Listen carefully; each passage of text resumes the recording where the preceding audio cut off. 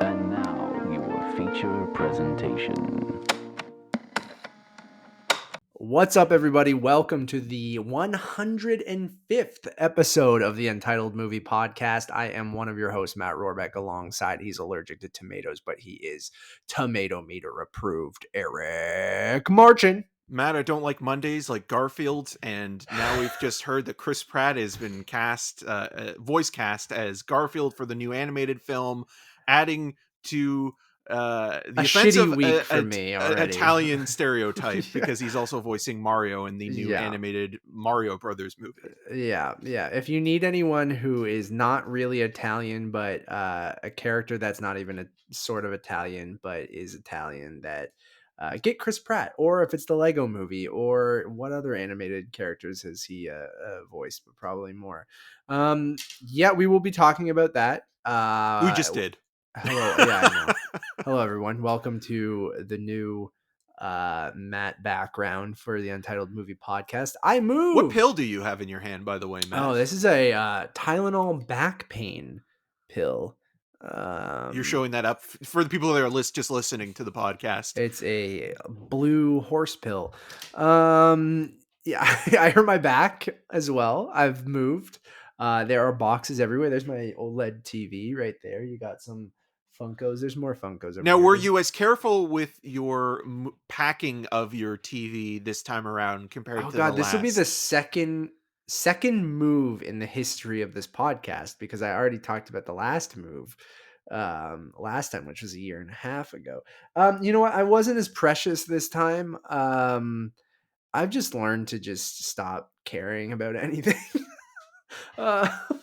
No, I was careful. My dad helped me pack it. Luckily this time, that would be Mike, right? My father, Mike. Yeah. We packed it into their van with a bunch of my other expensive electronics, so we didn't pack it into the U-Haul truck. We didn't use movers this time, which is probably why my back's all messed up, to be honest. But moving sucks, Eric. It's the worst. It sure does, Matt. Terrible. It sure does, especially if you're doing it more than once within a very short span of time. Even though you were in Durham for about a year, that's still not year and a bit. Yeah, that's still not a lot compared to like actually having to move. Moving is quite the ordeal.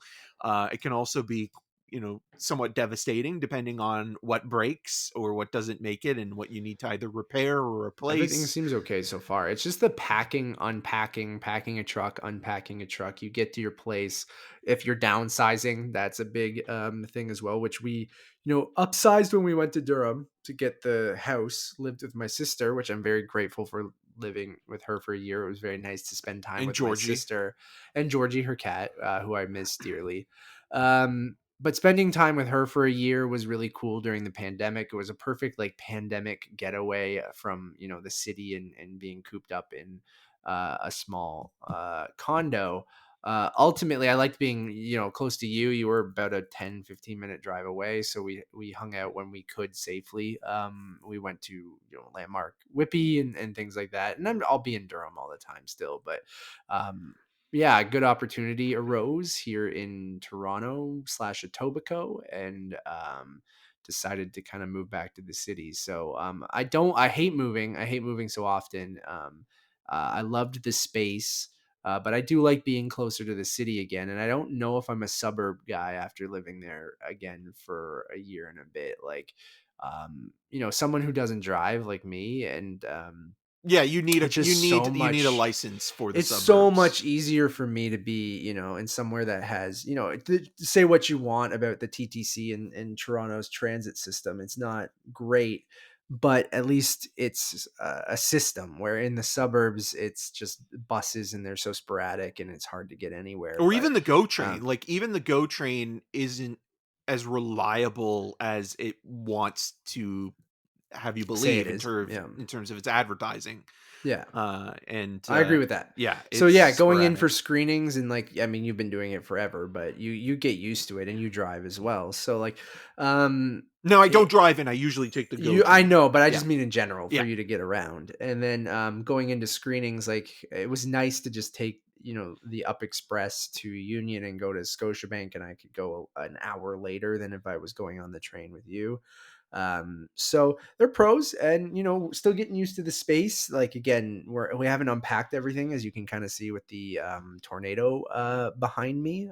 There's a chef's plate box. We just got our meal kits delivered. There's my TV, like I mentioned. There's just crap everywhere. And So you're also reminded of um your age because of your back. How is your back, yeah, Matt? it's still very sore. I am reminding myself that I am in my early to mid 30s now. You're not 33 yet, Matt. Don't worry. Yeah, As soon as you hit I'm that number, you're yeah. done.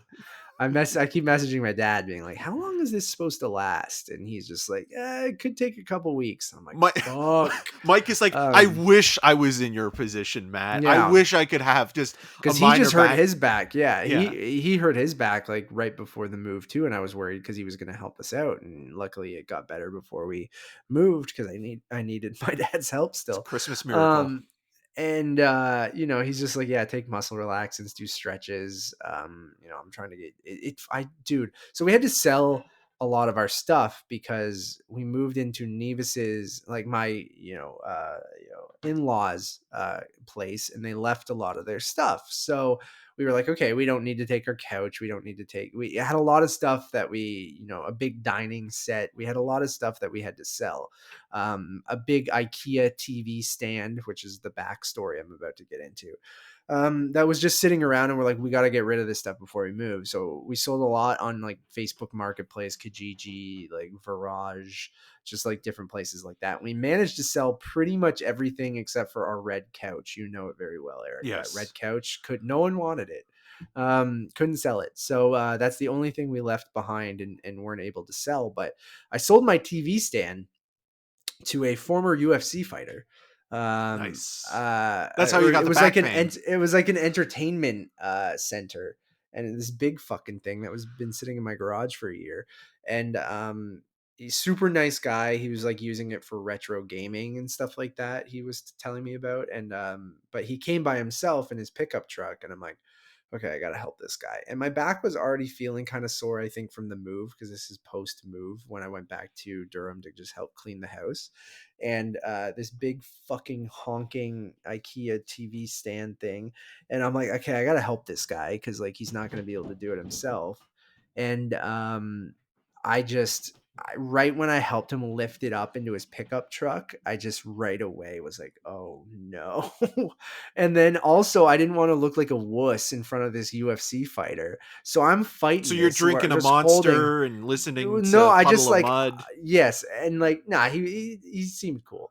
And I just didn't want to like show that I was in so much pain or so uncomfortable, Right. like that I'm just like holding up this heavy ass thing as he's trying to fit it in his truck, and it didn't quite fit. This is what everyone comes for on this podcast, right? I didn't watch any movies over the last 3 weeks, so we'll see. And we already talked about the most important news anyways. Yeah.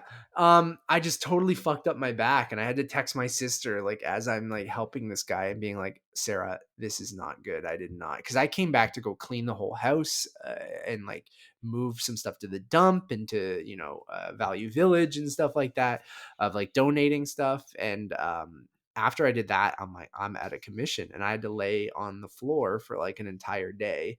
And I had to get my mom's help to come back to Toronto, because I'm like, I can't take the train and stuff. And we had a whole bunch more crap in there that I was like, can you please use your van to drive me again? And like, it was just a whole ordeal. And it's been really sore and stiff, and it's reminding me that you're not invincible, You're and not a that spry 16-year-old, Matt. You're a so that's my 32-year-old man going on 33. move story. There's nothing else that's interesting other than me hurting my back, because everything else has been pretty good. I have this set up. I put hooked up my computer, podcast stuff. Like I'm kind of happy with it's got a corner desk, and I have two monitors here now, and then I have my iPhone using as my webcam still, and it's in a perfect spot. It's just I need to figure out. We want to get rid of. I'm pointing for those on the audio version. That have this big white sliding door cabinet thing that her parents installed that I want to get rid of, but we're trying to figure out storage stuff. Like, and I have all my Blu-rays over here and Funkos. You're the Watto you got me. Yes, classic. All my Star Wars stuff and a bunch of crap. So I'll probably put some hue lights and try. I might put my TV on the wall back here. So Right. where that white, because there's a little couch right here that has a bunch of crap on it right now, and then I might put my TV back there with the hue lights, and then that might look pretty cool. So looking forward to it. This will be my little den spot. Put my TV there, some gaming, and I can watch movies with the headphones on, and we have another TV set up in the other room. So an obscene amount of screens in a very small condo, but that's how I do it. How are you, man? I've talked to you, sporadically over the last couple weeks, but you've been busy watching docs and stuff, right? Yeah, I mean, and also, as we're recording this, I mentioned that it's a Monday off the top of the show. We just finished up the month of the beast being October. So Mhm. for the month of October, mostly I've been watching a lot of genre stuff. Not that I don't watch horror movies or thrillers or things outside of October, but I like to overindulge a little bit within the month. So I've been watching a lot of stuff that is either horror or horror adjacent, and then on top of that as well, Matt and I are Critics' Choice members, so the documentary awards voting deadline is coming up, so I've been kind of squeezing in some stuff there, and it's one of those things where it's like some stuff you watch is good, and then other stuff is perfectly middle of the road documentary fare with the occasional movie that kind of feels a little bit like you're watching, basic cable, news documentary that Sure. maybe is heightened because of what the subject matter is and maybe not because of the filmmaking. And then in terms of just like the horror stuff, like, I mean, it's a lot of like, I rewatched Fright Night, but I threw that on as basically background OG while Fright Night? Yeah. yeah, from the Tom Yeah. Holland version from 85. Um Oh, just a Tom hand Holland was alive back then? yes, Tom Holland, the writer director of both Fright Night and Wow. Child's Play, and he Didn't also know is he the star was. of Spider-Man. He's Yeah. basically a Highlander. He's immortal. Handing out candy the other night, which I had to get more of. That was the funny thing. So literally, we ran out of candy Oh, by wow, really? yeah, because I live in a school zone, and so like an elementary school zone, and there's a lot of younger kids. So I ran out of candy at around 8:15, 8:20 Interesting. ish. And you know what saved the day? That bag of Werthers. So I pulled No. out the old man candy and was just giving Oh handfuls my of that. god, And that's incredible. Those kids were so mad. oh yeah, and they were Any older kid. kids too. I'm surprised that the house did not get egged. Basically trolling kids. Here's a fucking handful of well, Werther's original. Well, originally, like last year, there was no Halloween because of the Yeah. pandemic, but the year before there wasn't that many kids. There was about like Yeah, maybe 10 to 15 at the most. that's what I mean. I remember when I was still with my parents, and I felt like it wasn't like when we were young, where it felt like, Halloween was the night. Eric's gone. Goodbye, Eric. Halloween was like the night. He's back. He's Yes, back. He's back. trick or treat, Um, motherfucker. I think you should still be recording. I don't know what the hell's happening, but I don't see your little audio thing, but we should be fine. Oh, okay. Um, Well, that's great. we'll see. We'll record for an hour and a half, and then if it's totally messed up, it is what it is. Um, yeah, I felt like when we were younger, it was just like it was everyone trick or treating was like the thing. But then as But I maybe that's just again, you're a kid, right? So your maybe world, everything feels bigger when I you're a saw a lot of people child. out here, like even in Toronto, in Etobicoke, where I am right now, and we drove to get dumplings yesterday. Nice. And oh, Eric, it was so good, man. They got like you get 12 of these Momo dumplings for 11.50, so like less than $1 a dumpling. And then I got a side of spicy potatoes, and oh my god, it was great. And like we definitely ordered way too much because, sorry to cut off your trick-or-treating thing. Oh, I that's gotta fine. talk about these dumplings. It's called like Momo Dumpling Express. And I'm so happy to be back in like closer to the city for that reason, because like the food is just so much better. There's no Arby's, but there are lots of great places. And yeah, these 12 gigantic dumplings, and I had 6 of them, and I'm like, fuck, I'm full. I'm like, this is great. I'll have a whole nother lunch for tomorrow. And I had them for lunch today. And you can buy like a bag of 50 of them for like $30 that are frozen. And I'm like, Now, I what gotta you go have back to in this them? place. What was there anything in them, or? So I went for the mixed everything platter, which gave you 2 beef, 2 pork, 2 chicken, Too 2 Fast, Too Furious. potato and chive, 2 mushroom tofu, and 2 another veggie one. I forget what the third veggie one was, but I did the mixed everything. So they have veggie dumplings, meat dumplings. You can get a meat platter or a veggie platter or a vegan platter. I just decided to get the platter that gave you 2 of every dumpling that they have. And that's what I went with. And Nevis and I were talking. I'm like, next time I would go with the mixed everything. She only liked really the potato chive out of the veggie stuff. But I thought they were phenomenal, and they were these big dumplings. And man, I'm hungry just thinking about it. Anyways, You're you making me gave out hungry, Werther's man. originals. Well, If you come originally I ever had come a over, we'll box get some of dumplings. mixed chocolate bars and What were you giving out? rockets. What were the mixed? So it was like coffee crisp, Kit Oh Kat, yeah, the classic Nestle Canadian. yeah. Like, And yeah. so like I'm thinking to myself, okay, we're not going to get Do you know many Coffee kids. Crisp isn't like a thing in the U.S.? Yeah, no, I know that. It's like that Yeah, and ketchup chips are like the two like Canadian candy chip. Coffee Crisp is great. Oh, it is. And But that people was are the thing. missing So I out. was eating the coffee crisp myself because I was thinking like out of all this, like I'm not going to give like a little kid a coffee crisp bar, like and anyways, so I'm giving like huge handfuls because I'm thinking there's only going to be about like maybe 10, 15 kids at the most cuz the like I just didn't want excess candy in the house Right. because I just don't want to eat that stuff and Sure. be a little too naughty, you know what I mean? I Um do. I do. so I was thinking like, okay, good. I'll get it all out and because I was already eating the coffee crisp stuff and that was partly just to stay awake and have some. As I go on Amazon to see if Halloween candy's on sale. and, and so at around like 8:20, like I'm literally running out and there are like hordes of children coming my way like zombies. And I look around and I'm like literally out of candy, like nothing left. And then I remembered Werther's Originals, huge bag of it. And Love to so see it. Love to and see so it. I'm hoping that the children were I mean, like I was even saying, sorry guys, I only have old man candy now. But I'm hoping that they were delighted by the gold wrapping that maybe they weren't thinking Sure. of. Yeah, they weren't thinking, Yeah, of because it was just like Werther's this little. There was originals. this. There was this sweet little girl, and like she was only probably like maybe 3 or 4, and I'm like giving her a handful of Werther's originals, and I'm just like, oh, I'm so sorry, like uh, I'm so sorry. And yeah, so Werther's Originals. When you don't have anything else for Halloween, they're there. Use them.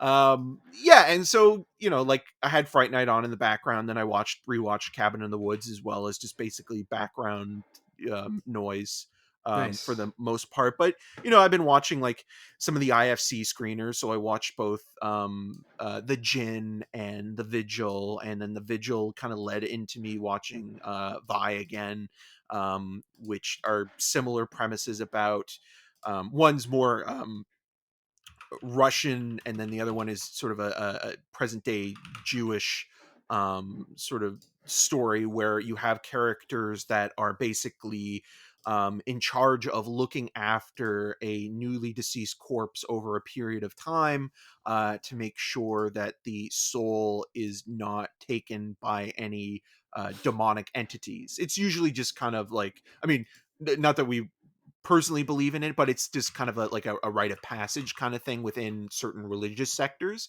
But it's Mm-hmm. actually a really good setup for a horror movie idea. And I think The Vigil is okay. It's kind of, The Conjuring on a budget, and instead of, with Christianity, it's more sort of Judaism. Mm-hmm. But Mm-hmm. with the Vi, with Vi, sometimes it's also pronounced VIY. I love that movie. Like, every time I watch that film, I Okay. find that it's only 77 minutes, which is amazing.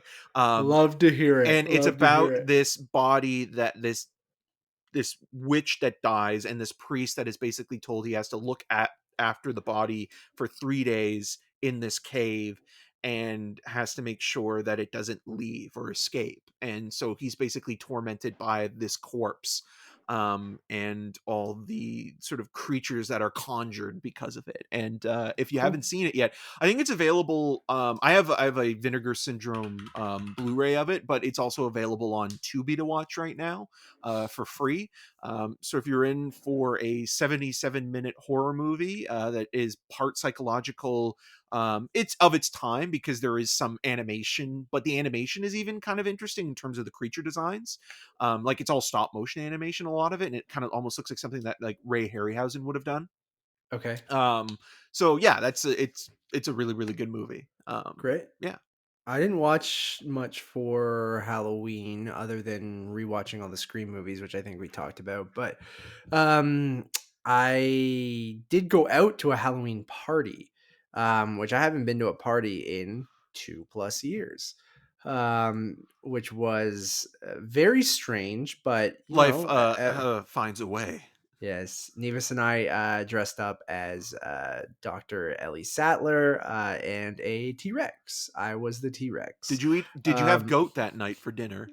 I did not. But man, it was fun. It was weird to go to a large grouping of people in a small Toronto apartment again.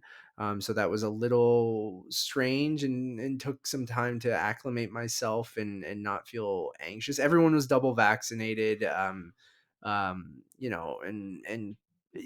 felt okay about it. I was a little hesitant at first, but I also, the reason why I'm like, okay, I'll get this T-Rex costume because it literally has like a plastic shield, because it needs to stay inflated.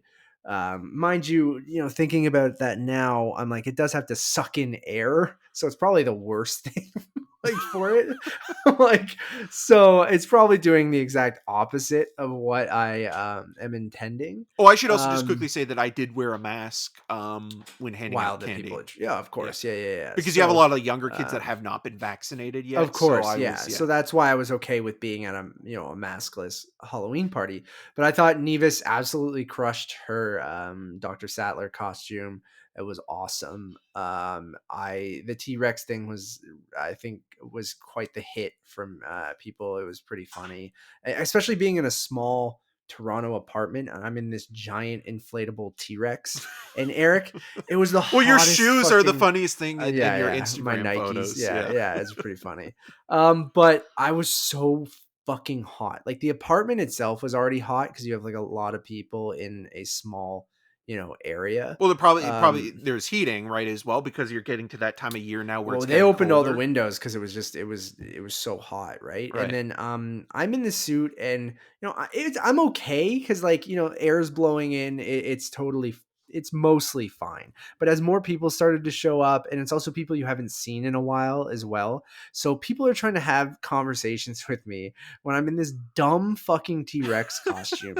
They can't hear me. I can barely hear them. As I'm speaking more, the more I speak, the hotter the costume gets because my hot breath like heats up the inside of the costume. So if I'm just kind of standing there and people are laughing because I'm standing in this dumb T-Rex costume, and I thought Nevis and I together looked awesome. Because you think, oh, Dr. Grant in a couple's costume with Ellie, but like, no, T-Rex. Or I thought you were going to And pull a Dr. Ian Malcolm, because in real nah, life, Laura Dern and Jeff Goldblum got yeah. together after that. I didn't want to do that either. I just thought the inflatable T-Rex was Because it would funny. have been pretty good So, if you just had your shirt and just open. like lied open and like I thought about it, but It's maybe like, another wow. time. So anyways, I'm having this like conversation with Nevis's friend's Jackie's partner, and she was talking to me and asking me, like, we haven't talked in a long time, and people know I quit my job in last March and or February, and like she's asking me these like really deep, like, life questions, and it was such lovely, thoughtful, like, questions. But I'm in this T-Rex suit. I'm the hottest I've ever been in my life. I can't even think straight.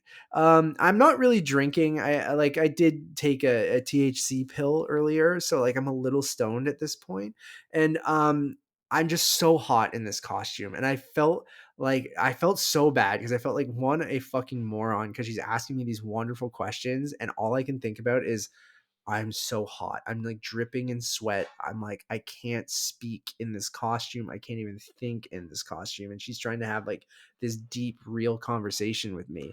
And like, she's asking me these questions, and I'm like, I gotta cut you off. I'm like, I don't even know how to answer this right now. I'm like, I don't even have an answer. I sound like an idiot.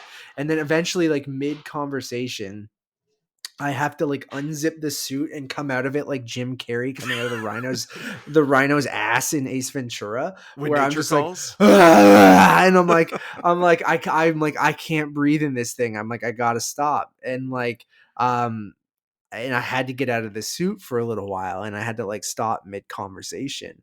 And eventually I found my groove of like going outside for a bit and letting like the cool air blow into the suit. And like, that's where some of those photos are when I'm outside, and then coming back in and being in the suit and talking to people that way. And then I lasted in the suit for a couple hours, and then I had to take it off, and I had a Jurassic Park t-shirt on still, but like I was just in like street clothes at that point. But I thought we crushed it when it came to couples costumes. Here's what you do.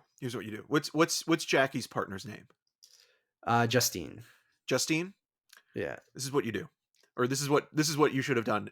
You should have been like, Justine, I can't hear you in this right now, but I do have a podcast called the Untitled Movie Podcast. You can listen, and you can listen to it each and every week usually. And I have been up to date and sort of talking about everything that's been going on in my life, and why I quit my job, and what philosophical life. Also, can you please subscribe and rate? Yeah.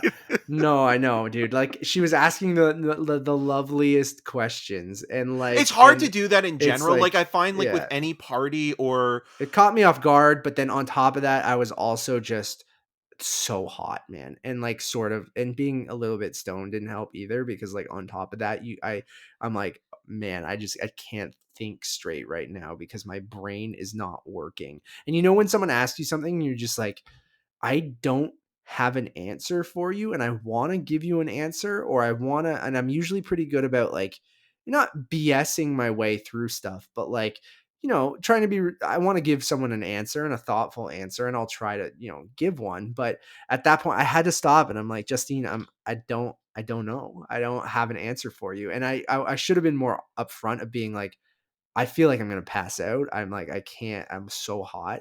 But then I just mid combo had to unzip and like, like come out and like just be disgusting. And so I went up to her after. I'm like, I'm sorry I had to do that. She's like, no, it's fine. It's fine. And then the rest of the night I learned like how much of a conversation I could have with someone, because the more I talked, the more the suit, got hot. So, will I get more use out of the suit? Jurassic World 3's coming out next year, so maybe I'll just do the whole podcast in the suit. I don't know. More Chris Pratt. Great. What we all need. Other than that, the Halloween party was it was fun. Some good costumes. Simone was Cruella. Her costume was great. Nevis's friend Alicia was Dwight from The Office, and her boyfriend was Three-Hole Punch Jim, which was great. Some other good costumes there too. But I love Halloween, man. Like I just have a blast. Dressing up every year with Nevis. Like I really have a good time with it. So you would say that evil died tonight, or that night? I did dress up with Michael Myers once, and I went to the Junction nightclub in Oshawa. Oh, God. And they wouldn't let me wear the mask inside, or would they? Or every time I put it on, I got kicked out once for dressing up as Justin Bieber. And and they wouldn't let me wear Justin Bieber's trademark purple straight cap. And they're like, no hats in the club. I'm like, it's a Halloween costume. There's a dude over there literally dressed as a murderer with a mask on, and you're not going to let me wear a fucking purple hat? I'm like, what are you talking about? They're like, that's the rules. You can't wear hats in the club. And I'm like, it's fucking Halloween, you moron. Like, and then they kicked me out. That's why I was like 19, but this Right. is like 10 plus Well, years Matt, ago. in the words of Ben Stein from the Jim Carrey classic The Mask, we all wear masks, He's metaphorically problematic, speaking. isn't he? Yeah, he's a Yeah, super super conservative. conservative, right? Yeah. Yeah.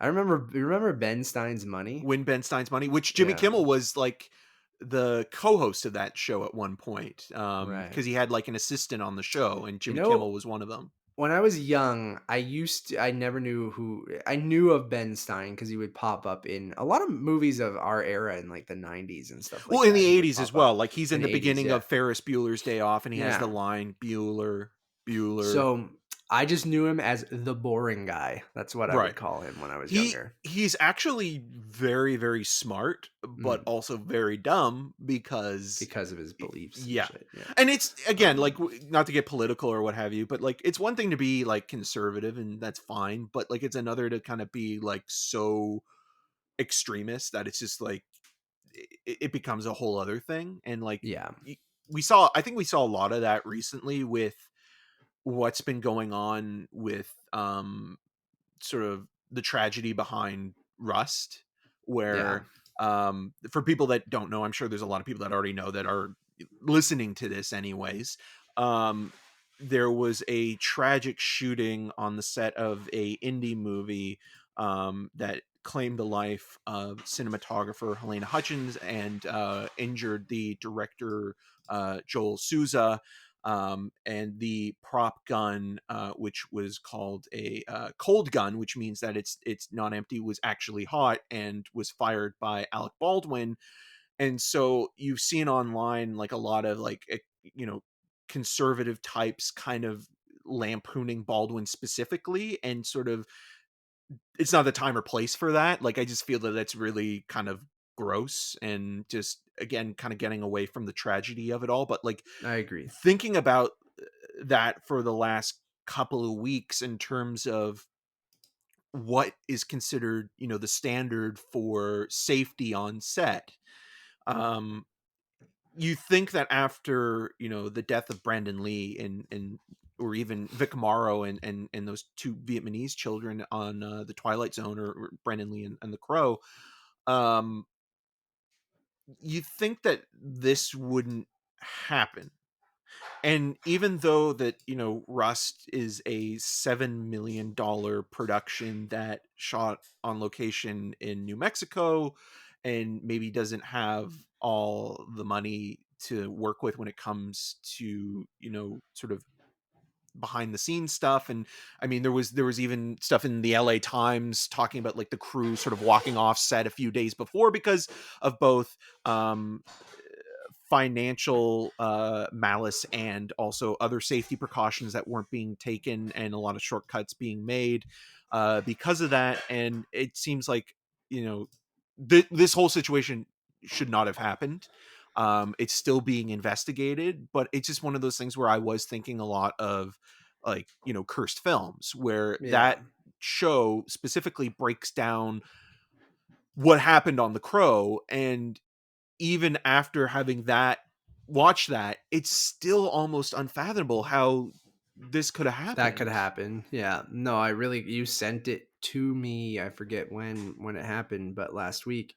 Yeah, and I just couldn't believe it. Like that could still happen with, how usually strict, you heard a lot of stories afterwards saying like of what happened on that set and what happened on other sets, and when you use non-union people, and not to put the blame on anyone, but like there are certain safety checks that didn't happen and all this stuff, and you just can't figure out how and then the whole conversation going into using real guns on movie sets, because you get a more realistic muzzle flash, and it feels more real when an actor shoots it because they're shooting a real gun and it's just filled with blanks. But how blanks can be dangerous if you're close enough to them, because it still goes off, and whether it's the sound or the like I said, the flash or whatever comes out of it can still injure people. And there have been other cases of a gun with blanks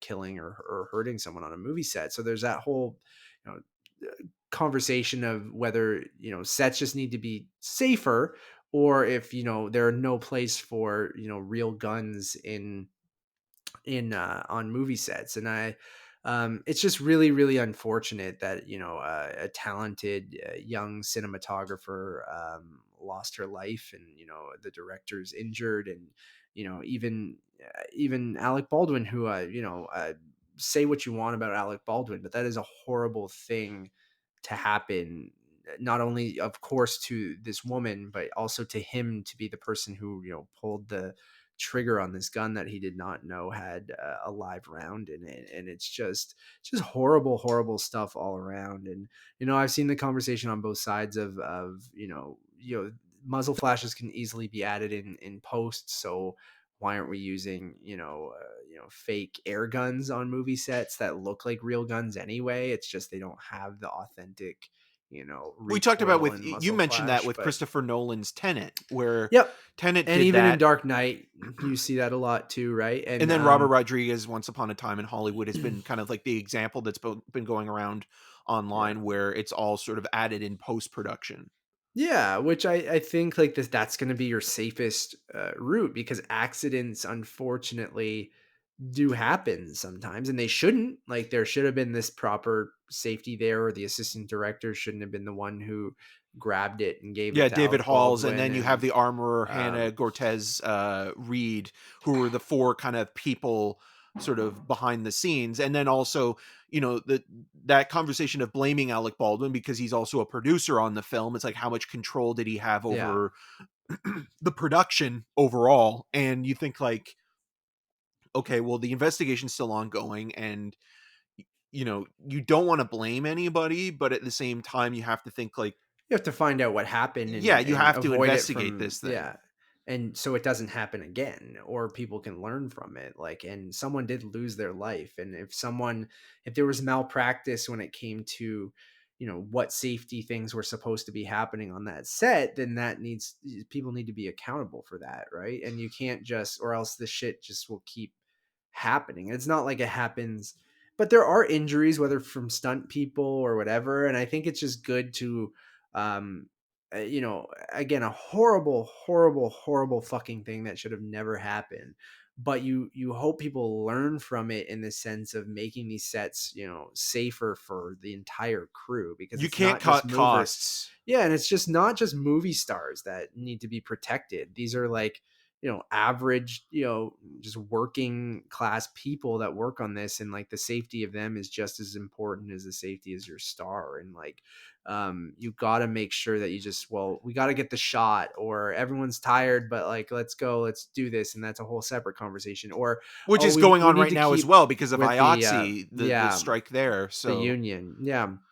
And even that's a whole separate conversation, but that kind of adds into the safety on film sets. And it's the right safety measures need to be in place, and they need to be followed very strictly, especially even in something like COVID, when that's a whole separate thing. But when you're using like real weapons, and you're doing these insane stunts and things like that, like professionals need to be used, and the highest safety standards need to be put through and followed very, very strictly. And no movie is worth someone losing their life, or no shot, or no whatever is worth risking someone's safety. And I really truly believe that. And especially someone who I'm really for workplace, for the worker too. Like, I'm fully on the side of the union, trying to get, like, I'd much rather wait for my movies to be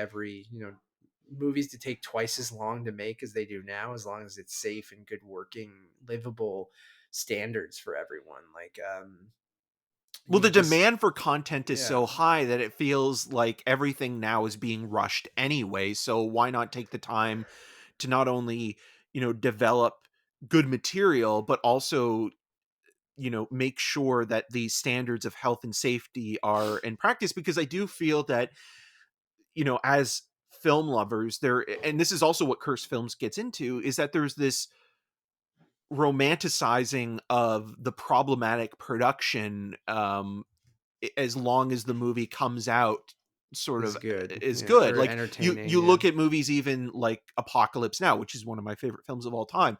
That movie had so many problems and so many health and safety risks. Or even, Werner Herzog's Fritz Coraldo, which, Burden of Dreams documents really well in terms of, people nearly being crushed and killed. And like, it's one of those things where I feel like, I remember even Alejandro Gonzalez Inarritu talking about it, where it's like, for The Revenant, where he was saying like, Yeah. oh, like, pain is fleeting, but like, this, like, the film will last Will live forever. forever, and that's And horseshit, really, yeah, and yeah. like, that's okay. That's one thing to say when, nothing happens to you, but like, if somebody, loses an eye on set, or if somebody is injured in a way that, that they'll never be able to recover, or even worse, loses their life. And then, like, it's even stranger to think that both, The Crow and The Twilight Zone, these horrible incidences happen on set and claim the lives of, cast members, but they still were released, theatrically, and people saw the final film of both versions. Now, obviously, with The Crow, they had to change some things narratively speaking, but um like, with Rust, I don't think that they'll go back into production. I don't you can't. No, I I don't don't think think they that do that either, yeah. movie can be made now. No, Even if I even agree. if it, even if that script was picked up like 10 years from now, I still don't think that you could make it without sort of having that connection.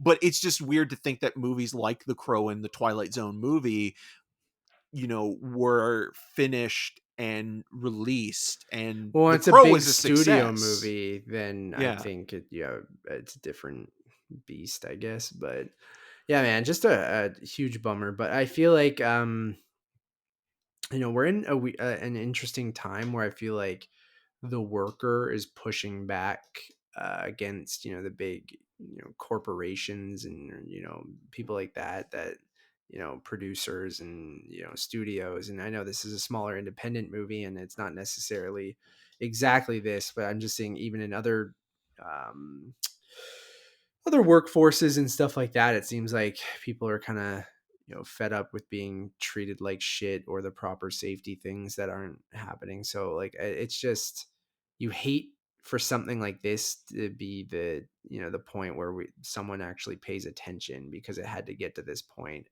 for them to pay attention and um think about these things. And it's just really really unfortunate that this woman lost her life because of it. Really, really shitty. I don't know where you stand. Like, do you think, like, I kind of am in the, uh, heard people go, well, studios want it to be CG muzzle flashes and not real guns because that's a non-union job and they can exploit those workers with overtime and different things like that, like CG and computer, animators and stuff like that.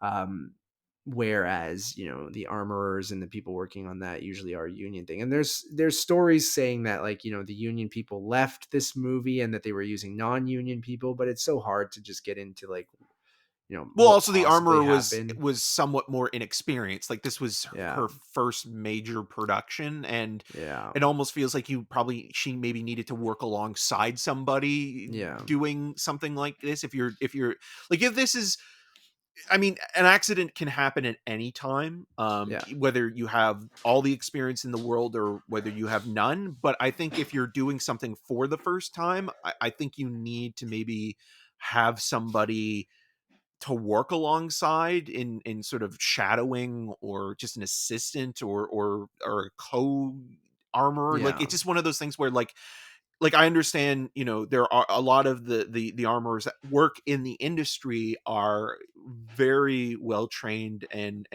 are cautious and know what they're doing and take safety and health procedures extremely seriously. And you know, with that in mind, like, you know, you don't want to say to somebody, you know, like, you're out of a job now because of this, but Yeah. at the same time, I think you need to do it in a way that it's like, you can't cut costs. You need to hire the best person possible to do the job if you're going to do it that way. Yeah. You can't just hire somebody that just got their license, or somebody that is, you know, their first time. Like, if you Especially want to, when lives are sort of at stake, and not saying that like, yeah. but you know, you're using real guns and stuff. Yeah.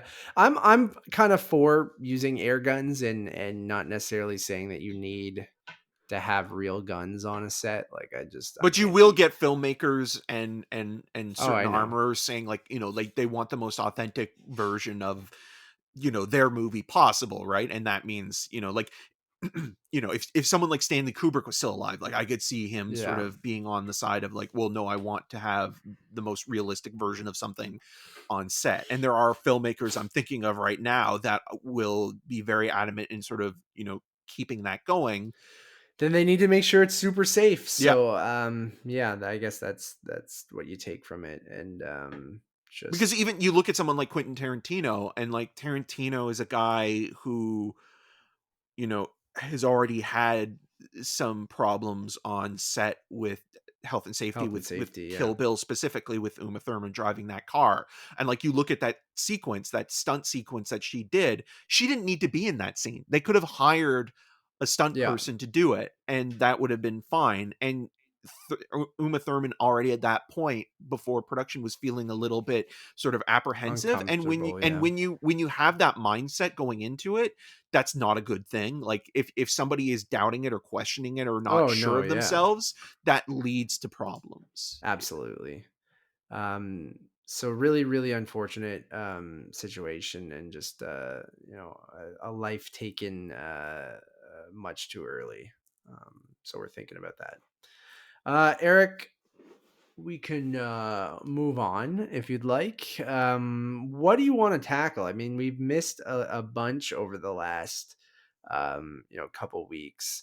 I think maybe jump into trailer talk, because like I have some opinions on Uncharted and things like Oh that. yeah. So we've gotten quite a bit of trailers over the last couple weeks. So we can kick it off with Uncharted. It's a real So movie, Matt, apparently.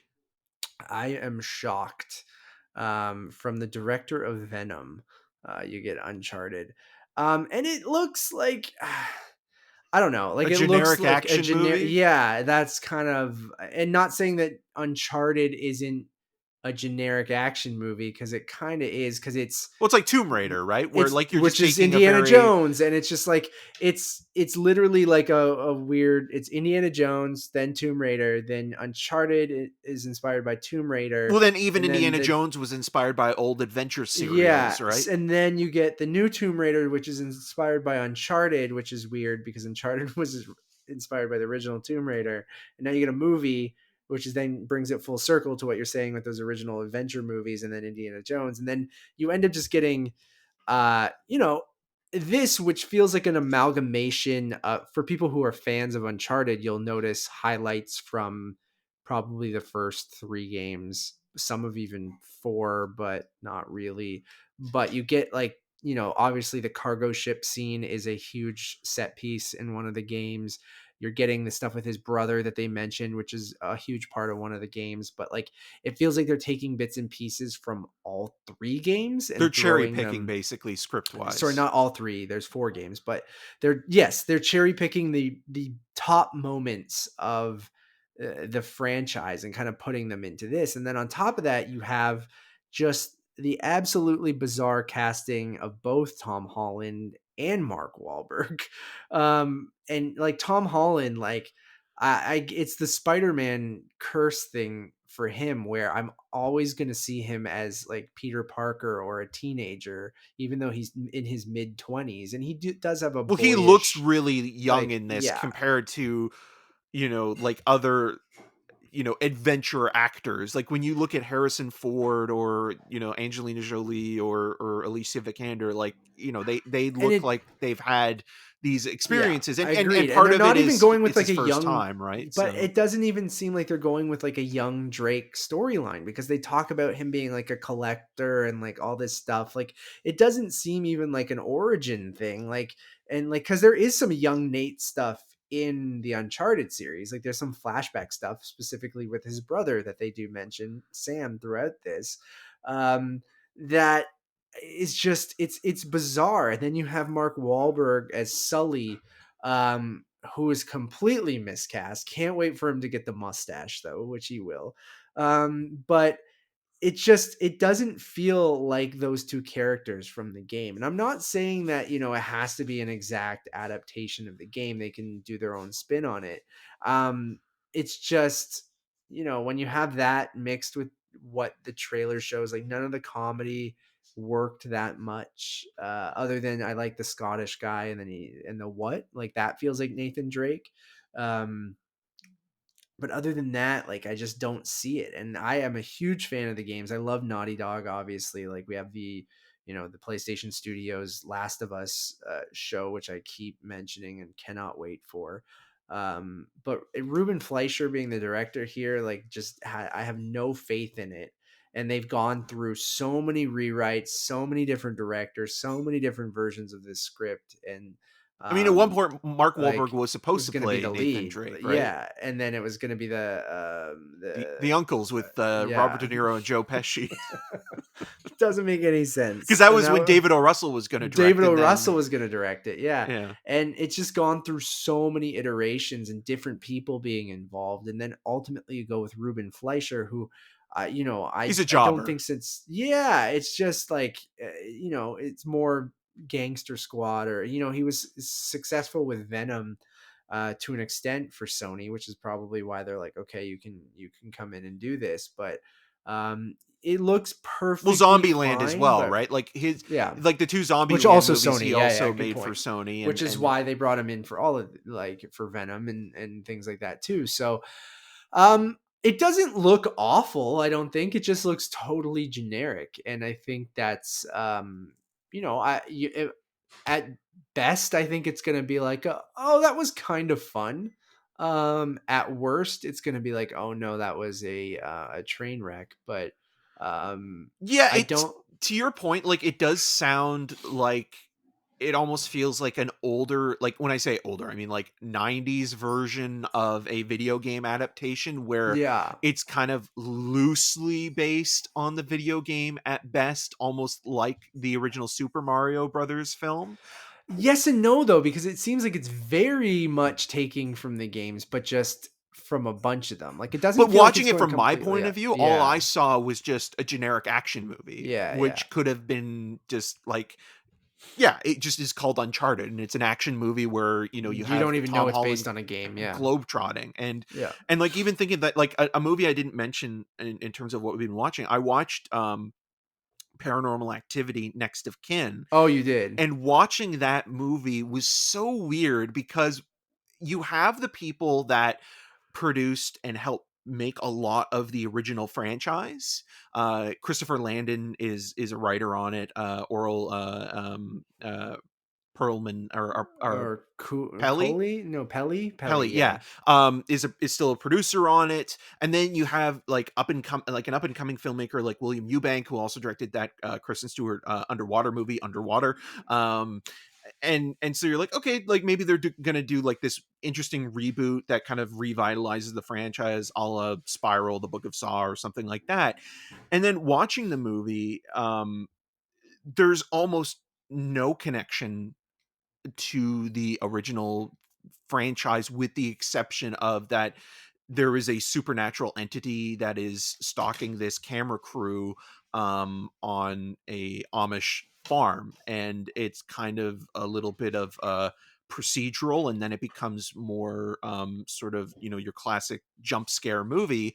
But watching it, like I was thinking, like the whole time, there's really nothing that connects it to it. Even the visual aesthetic of the sort of faux documentary is sort of slick and well produced, and a lot of it kind of plays fast and loose with the idea of documentary filmmaking, because you'll have scenes where they're using this camera, which is kind of like this top of the line sort of new camera that's portable and easy to use, but then they'll cut away from that and you'll just have just regular scenes, and that's what I saw from the trailer, which really annoyed the shit out of me, of like, pick and it's a like, lane. commit or don't. Yeah. And then like this movie, like you could take the Paranormal Activity sort of and just call it Next of Kin or something, or you could call it any like you could call it Devil's Due Next of Kin, you could call it The Last Exorcist Last of Kin, like any of these found footage supernatural horror movies in the last 10-20 years could all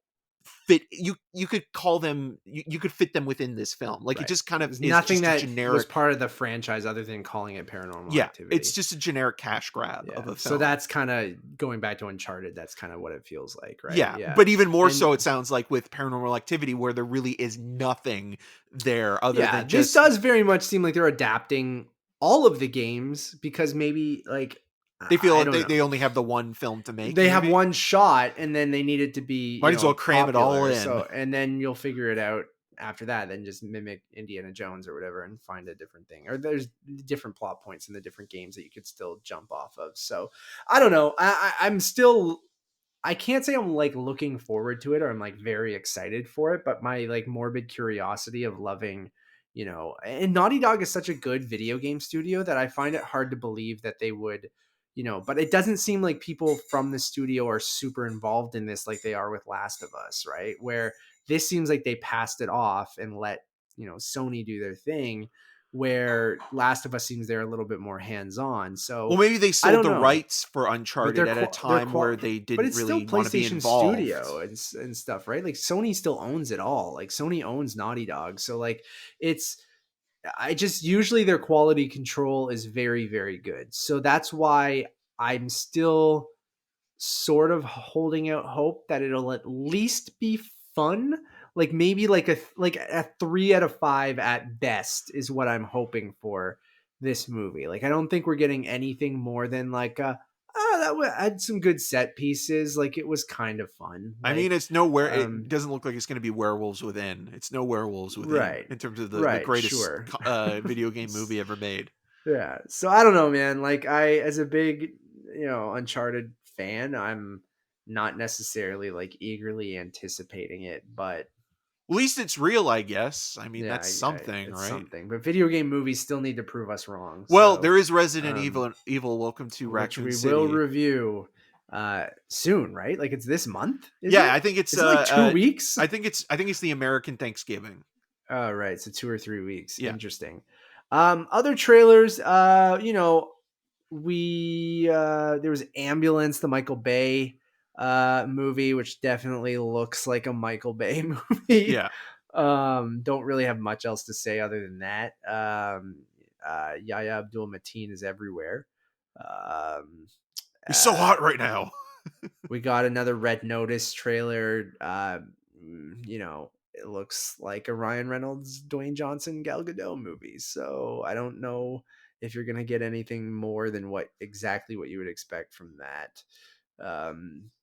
Nonetheless, it's a big star vehicle for Netflix, so like I could see them pushing it very, very hard. But it's also funny because if you live in Toronto, it's getting a theatrical release, but it's only at the Paradise, so it's like an indie theater for this $200 million blockbuster. I'm surprised, like, because a lot of Netflix stuff has been popping up at Cineplex. And, I'm not surprised with that. I'm just more surprised that but it's weird that the Paradise is the only place playing in Toronto. Yeah, right? like I wouldn't have been as surprised if Landmark or Cineplex had gotten it for a week or two before it is available to stream, but having it play at the Paradise, which is mostly sort of an art house theater, having this $200 million. But I see why they would take it though too. I Right? I get it. It's just funny to think it more so on the part of Netflix. We made this $200 million movie and we're going to play it in Toronto, at least in Canada. And we'll play it in one art house theater. And I think the other big one that I want to talk about is Lightyear, which I'm all in on. I'm excited for it, but it doesn't necessarily look like a Pixar movie, if that makes sense. But that's what kind of excites me. Like, I mean, I love Pixar, obviously. Eric and I have, talked about it, hours on end. Most recently in Luca, also in our Onward review, which is the last movie before the pandemic that I saw in theaters, as well as Inside Out, not Inside Out, Soul. Soul. And so, what version of Pixar are we getting? This seems like something that's completely, uh, different, but weirdly, um, within their formula of taking something and doing something unexpected with it. So like, Well, it looks like Pixar sort of making their version of a summer yeah, blockbuster where which is Domi cool. She's Turning Red, which is also opening. And we should also say that I think both of these movies will be playing theatrical only, where the last few Pixar films, Yeah, Luca, Soul, and then even Onward, after the we're Disney pandemic, Plus were Disney releases. Yeah, Plus, and they were free. So it looks like Pixar is going back to which is theatrical great. releases only. I want to see both of these movies in a theater for sure. Yeah, doing their summer blockbuster Star Warsy kind of movie, and I think it's so interesting. And I was talking with some people on Twitter about it. Um, and there's the everyone poking fun at Chris Evans for being like, it's not about Buzz Lightyear the toy, it's about the man that inspired the toy. I think that's really funny. That tweet is hilarious. I think Chris Evans is very earnest, and I think he really cares about it and stuff like that. And I I'm think just that's grateful kind of it's not Chris Pratt it's voicing him. yes, thank Christ. Um, um, and I love all that. And then when you get this trailer and it's unexpected of going like, I kind of knew the vibe they would go for based on that. But then this almost to me looks like a in-universe as sorry, Nevis is cooking, if you can hear that in the background.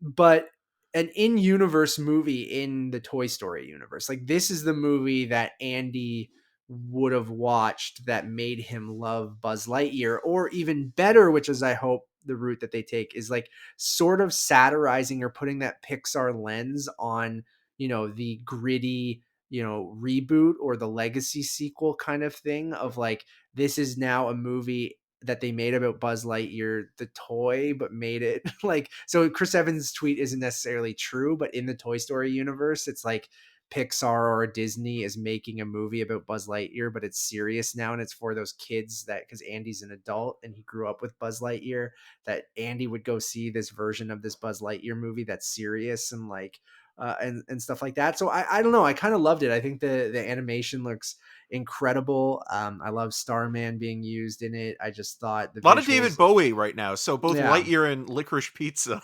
Yeah, yeah. Bowie's hot right now. Oh, Nevis Oh, is setting off fire alarms. You love it. First time cooking during the yeah. podcasts. I love that.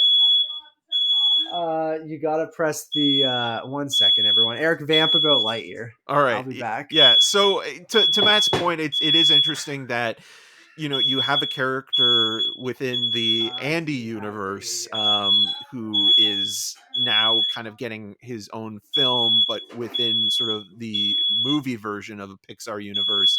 You think of like Tarantino always talking about characters from Pulp Fiction or Reservoir Dogs going to going to see movies, and the movies that they watch are films like Kill Bill or Inglorious Bastards or things like that. But then it's also interesting to think like, okay, where does the Buzz Lightyear animated series fit into all of this? Are they going to be taking plot elements and characters from that animated series from the late 90s, early 2000s and applying that there? Or are they going to specifically do their own thing? Are we going to see, a character like Zorg pop up specifically in this as well? And if it's successful, is it going to kind of be Pixar's kind of franchise moving forward? I think that'll kind of be interesting as well, to kind of think like, oh, is Pixar now going to try to do like their own franchise series? And I think that might be interesting. Thank you for doing that. I don't know what Yeah, you said, I but was talking about I quickly mentioned, the comparison to like how Tarantino characters in Reservoir Dogs yes, and Pulp Fiction would go and see yes, that's movies exactly the like comparison I made on Inglorious and Twitter. Kill Bill and things like that. But then also on top of that, I was asking the question or proposing the question of, where does the animated series that came out in the late Yeah, 90s, early 2000s fit into all this? Are fall they into taking this. plot points from that, and then or are they going to I take think they will. And someone mentioned Zorg? that Is Zorg this. going to pop up in this Oh yeah, there's somewhere? that scene where like it's definitely Emperor Zurg, right? Zurg, yeah, Um, Zorg. um, coming out like you see them teasing that, and I think you're spot on with the Tarantino thing. That's exactly what I was saying to Cameron Kennedy on Twitter, and I do think the animated series. Someone else brought up that this could be like the gritty reboot of that animated series, and I even think that animated series was sort of like that's the cartoon that Andy would have watched, right? Yeah. That's how I kind of interpret that cartoon too. So, And is this going to be an ongoing thing? Like if it's popular, which I'm sure it will be. are we getting a gritty Woody movie? Yeah, gritty Woody.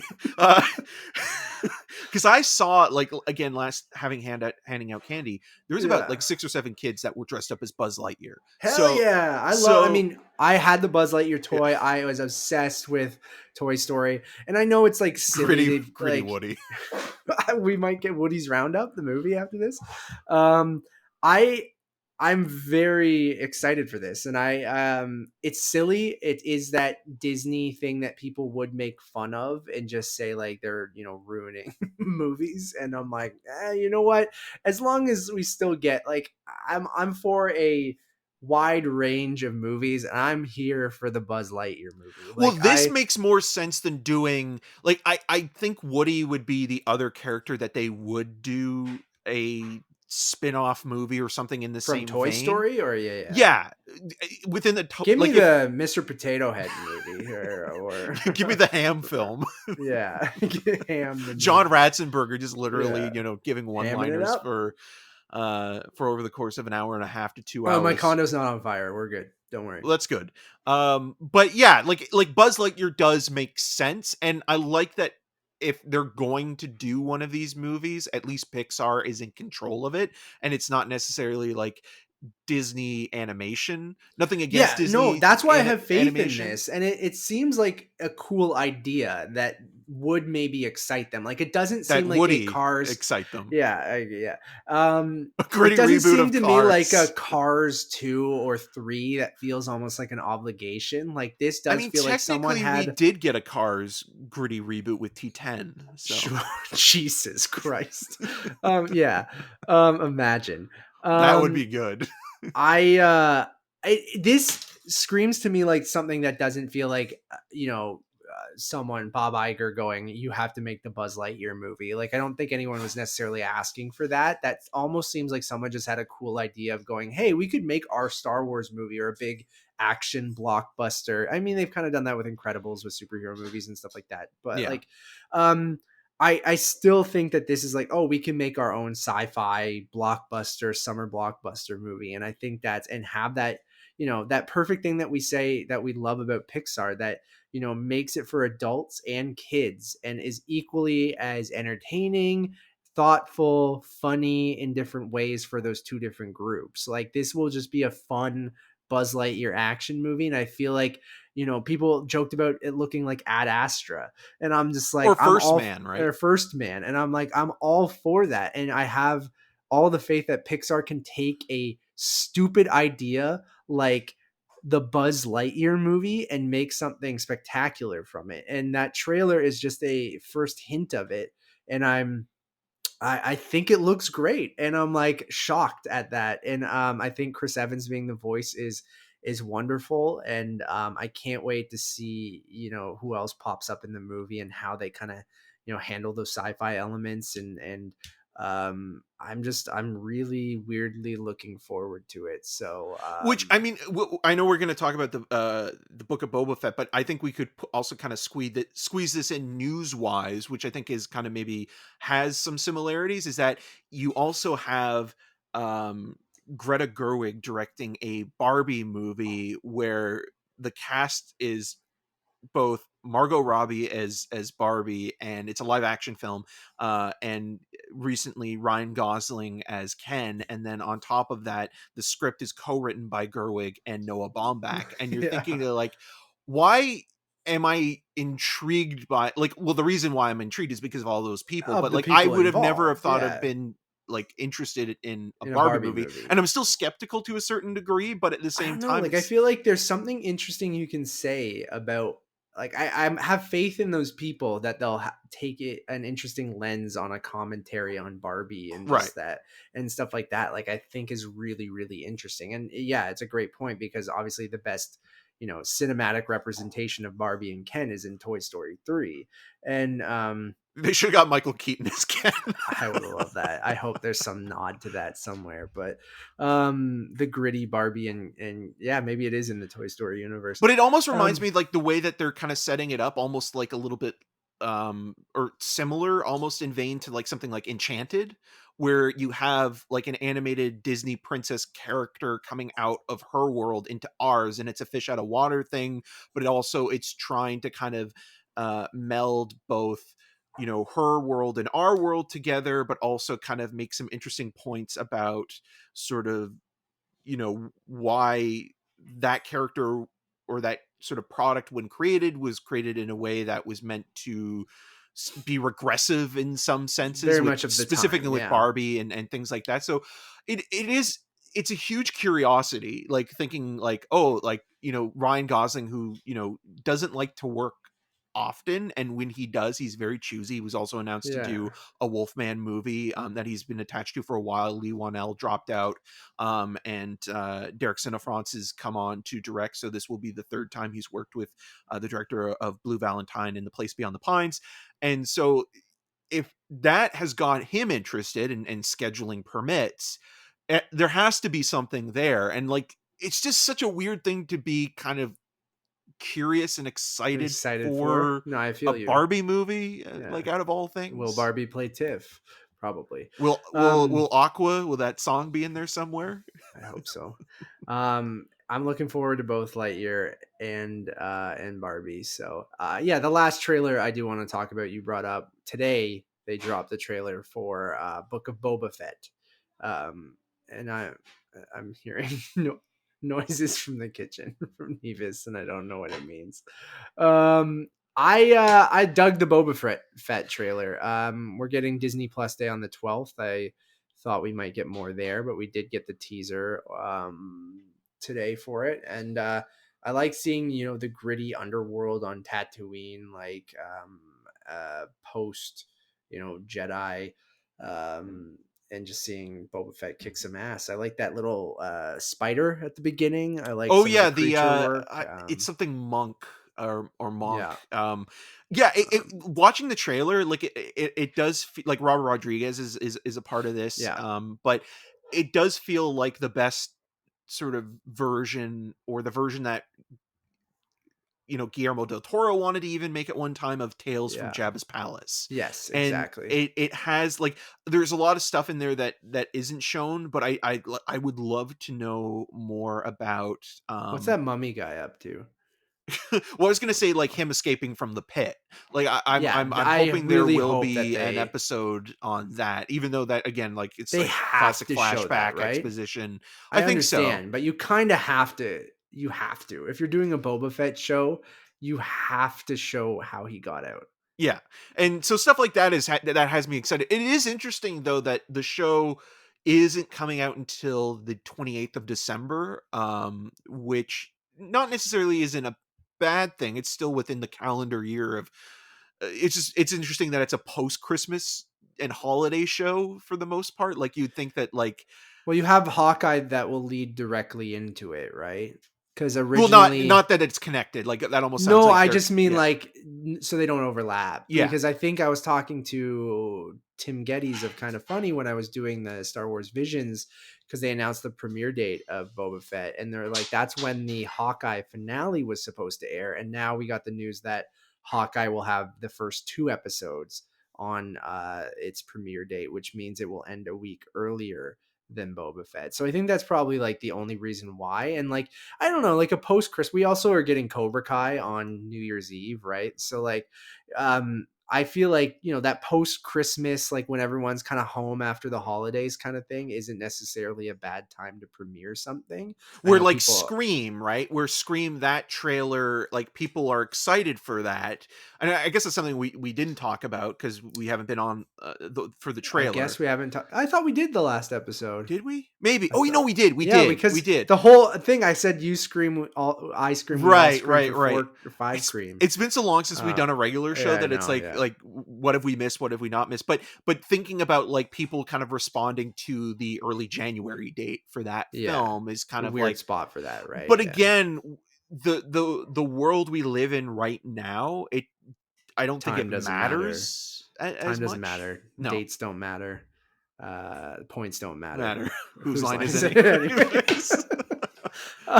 Colin Mockery and Ryan Stiles here. I bet you we could get them. Maybe not. Yeah, I don't know. I'm looking forward to it. I like, you know, the seedy underbelly of Star Wars is kind of fun, and like it, you know, the criminal syndicates on Tatooine. What The are all those? Gamorrean guards look more ripped and weirdly I don't want to say Yeah. sexy, but more like less piggish, I guess. R.I.P. to my boy Bib Fortuna. He's over there somewhere. Will Watto show up? God, they're on Tatooine. If any show is gonna have Watto, it's gonna be this, and or at least some other Toydarians. But like, I really hope Watto is still alive, or would he? Yeah, because this would be it'd be. I don't know how long Toydarians live. Let's Google this shit before we. Well, also up. you got to think about like what's his health like. I mean, when we saw him the last time, he was he wearing a hat. Yeah. How long do Toydarians? Is that what their race is called? I have no idea. Toydarians. Yeah, I was right. I know my Watto. What is the lifespan of a Toydarian on Reddit? Is Watto nothing but dead bones in episode 7 to 9? This is important. That was someone's question. In Legends, they have an average lifespan of up to 91 standard years. Watto's age has never been given. This is from Euclid North on Reddit from 4 years ago. Watto's age has never been given, but given the timeline involved, even if he was born 20 years before he's first seen in The Phantom Menace, so he's only 20? This guy went... That's a hard living 20. Sorry, in brackets, he went a highly unlikely point. So he'd be at least 80 by the time of Force Awakens. So no more likely he's already dead by the time the First Order launches. But after Return of the Jedi, he could be alive. But that's also specifying that, you know, where's he getting the age from? The 91. Yeah, he's saying, well, he's like, in Star Wars Legends, they say they have an average lifespan of, and Legends are canon, I think, but yeah, so average lifespan up to 91 standard years. And I don't know when the last time we saw or heard of Watto. I guess you could see Watto also popping up at some point in the Obi-Wan series. Ooh, yeah. Now you're onto something too, Eric. That would make the most. I think that would make the most sense because there is somewhat of a connection, a relationship in the prequel timeline for the most part. Because last time we saw Watto, a buddy comedy with Obi-Wan and Watto, where they play space cops. I'm on Star Wars Wikipedia right now, looking up Watto. Age of the Empire. During his exile on Tatooine after Order 66, Obi-Wan Kenobi purchased a humidifier from Watto at an inflated price.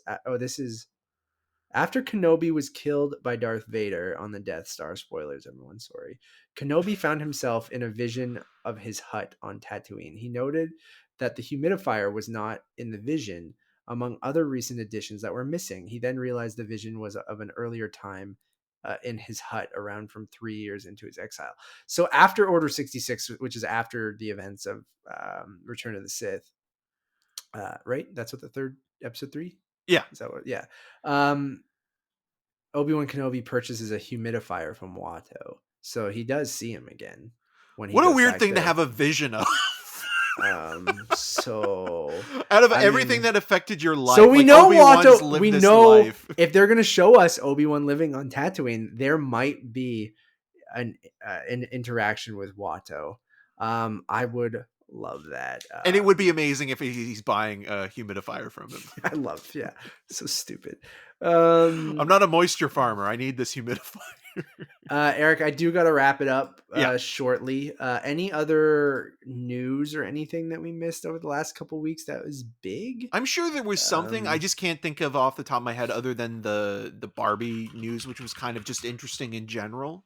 I'm trying to think of anything blew my mind that we texted each other. I guess I can look at now on. Oh, my phone's being used as a camera. Because on the new Apple update, they said like shared with you, like anything you share links and shit like that. Other than that, let me look. We covered the DC fandom stuff, and that would have been the last thing that we did. So I don't really see if there was Oh, anything Dune. crazy. Dune Part 2. I think Oh yeah, that's that's worth big. mentioning. You can tell our enthusiasm. Which I I mean, think we're it's a both good thing. glad it's happening. I Yeah, we're think not like against Denis Villeneuve continuing to be successful and the film doing better than the or second weekend drop off was pretty brutal, but yeah. yeah, But that's not completely surprising since it's also available, to on stream HBO in Max. the Yeah. US on HBO Max. Um, but hopefully, I, my biggest sort of positive outlook on this is that part 2 will help make part 1 feel like a whole experience. Yeah. Where again, I think the biggest problem that we both had is that the film is just a prologue and it doesn't feel like it's an actual movie. It just kind of feels like you're watching this sort of So I feel like almost our review opening. is just like is you should throw it out the window really because it doesn't matter what we thought of it because it is half of a story and like Yeah, I like don't really feel like it's not even a self-contained story. Like yeah. that's the thing that bothers me the most about it because you have all these great sort of filmmakers, whether it be, people like Nolan or him always talking about making the best movie you can within the 2 to 3 hours that you have and to tell the story from beginning to end, where the movie only gets interesting when it ends and it's only the beginning when it ends. And when you get to that ending, it's like, okay, well, most of this movie served the point of being just world building and Mhm. just kind of establishing characters and storylines that will continue on. There's nothing necessarily wrong with that, but at the same time, if you're not going to get that movie or there's a possibility of that not happening, you're only getting part of the story. Yeah. And even the Lord of the Rings films, like each one of those movies, Peter Has its own Jackson was story and they all yeah, work together. and Yeah. he was smart enough to know that, like, yeah, that he was shooting those films back to back to back, but he was also smart enough to know that, okay, like each one of those movies can stand on their own, Yeah. where Dune Totally just agree. doesn't feel like it stands on its own. Totally agree with you there, but I am glad it's getting that part 2 because I do want to see what that complete vision does look like. And he wants to do Dune Messiah, which is Yeah. also very really weird Which and out seems there like as that's a well. separate thing, right? So like Yeah, it seems like this was very much half of a movie and now we're getting confirmation that we're getting the second half of the movie. So I might almost review Dune as one movie when the second movie comes out. I would do that as And well. And again, um it chapter 1 still felt like a movie from beginning to end. yeah, and I put it even Kill Bill, one of my favorite Tarantino movies. Like I don't I can't split that movie up and say I would review one half and the other half. I review it as Kill Bill. The So whole bloody affair. I will definitely take back my review of Dune Part Well, 1 not and take then back, but just looking at it from the point of view of this was a theatrical release of yes. part 1, Yeah, and this yeah. is how I saw the film and reviewed it. Now that I've seen part 2, I'll review I part reviewed 2 the as its thing as a own thing, whole but and then then I'll review also the review it as a whole yeah, I movie. agree with you there. So So you I can look am at it 3 different ways. so I'm just glad it did well enough that it's getting that part 2. It's like So Fear Street. um sure. Remember that. Don't think that really worked out because I don't think anyone But no, but it will would be the remember. same though, right? Where like if you released only one of those movies and you were establishing all these characters and storylines and Netflix was saying, "Okay, we'll greenlight a sequel to this if it's successful enough. But if it isn't, review this movie as its own thing."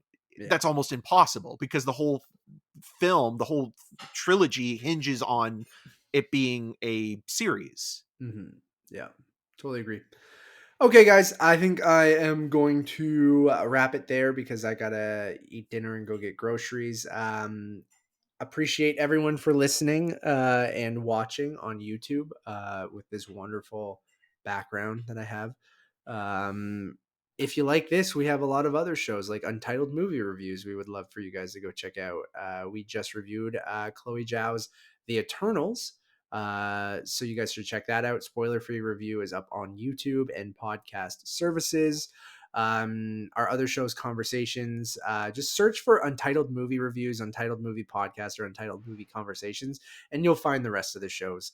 You can search for any one of those, or you go to the Letterbox HQ account, Untitled_cast. Appreciate that, Eric. Yeah, everything is there. That's probably the best spot. A one-stop shop. All the YouTube links are there, the podcast links, the links out to our social pages. Everything is over on our Letterboxd HQ.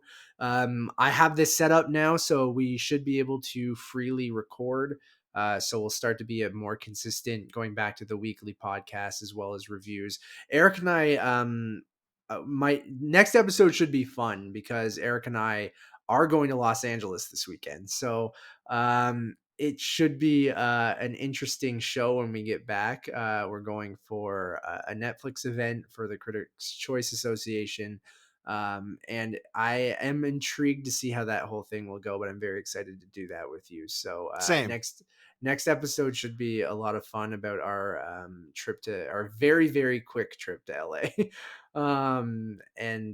So stay tuned for that on the 106th episode, which means you'll probably get the podcast like Tuesday or Wednesday of next week because we're getting home on Monday morning and then going straight to see a movie. Yep. So next week will be chaotic, but it'll be fun. Appreciate you all. As always, my name is Matt Rohrbeck. You can find more of my work around the internet, but mostly at untitledmoviepodcast.com. And you can follow me on all those social medias at Matt Rohrbeck. And I'm Eric Martian. You can find more of my video reviews on rogerstv.com/cinemascene and on the social medias at EM6211. Until next time. I gotta go buy a humidifier. You think Watto has a couple left?